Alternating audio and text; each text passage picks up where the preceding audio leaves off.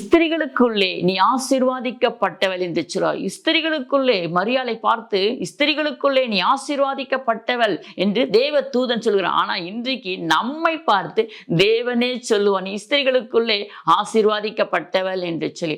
அவ்வளவு அளவுக்கு நம்ம கர்த்தருக்குள்ள உண்மையும் உத்தமா பயந்து வாழ்கிறோம் அல்லவா?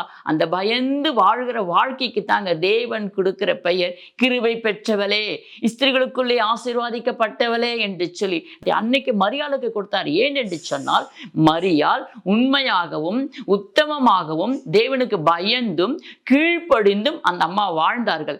அதனால மரியாளுக்கு கொடுக்கப்பட்டது போல இன்றைக்கு நமக்கும் உண்மையாகவும் உத்தமமாகவும் கீழ்ப்படிந்தும் தேவனுக்கு பயந்தும் அவருக்கு பிரியமான வாழ்க்கை வாழ்கிறபடினால் கிருபை பெற்றவளே என்று சொல்லி தேவன் நம்மை பார்த்து இந்த கிறிஸ்துமஸ் நாள்ல வாழ்த்துகிறார். ஆனா இந்த வாழ்த்துதல் எப்பொழுதும் நம்ம கூட தான் இருக்கும் பிரியமான தேவ ஜனமே.